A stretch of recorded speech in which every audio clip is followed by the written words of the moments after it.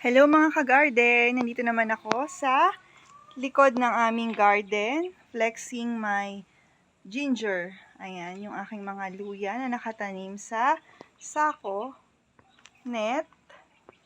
Ayan. Ito na po yung update ko dun sa nakaraan na mga itinanim namin ng mga luya sa sako. Ito po yung mga nauna naming itinanim, may mga dahon na. At nagdadagdag na lang po kami ng mga lupa. Dagdag lang ng dagdag ng mga lupa hanggang sa lumaki ng lumaki or habang lumalaki ang aming mga luya. Tignan nyo po. Iba-iba po sila ng laki ng mga dahon kasi hindi naman po sila sabay-sabay na itinanim. Ito yung mga bagong tanim lang namin. Katulad nito, bagong tanim lang po yan. Ayan o, may sibol na. May sibol na. Nadagdagan na lang po yan ng lupa. Ito pa o. Ayan. Dadamuhan, dadagdagan ng lupa. Ayan. Ito po. Ayan pa. Ito, magandang tubo nyo.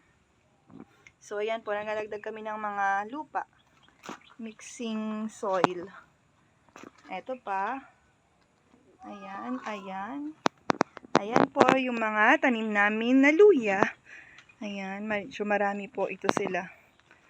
Yung iba nandun pa sa harapan. Ito lang po yung mga nasa gilid ng bahay namin na hindi na kasya dun sa harapan. Sa mismong garden. Ito nasa gilid lang po. Ayan. Ayan po oh, likod ng bahay namin. May dalawang baka dun. At palayan yan. Ito yung aking katuray na binagyo. After pepito. Ayan na po siya ulit. Nagsisimula na naman siyang bigay ng bulaklak. Katuray!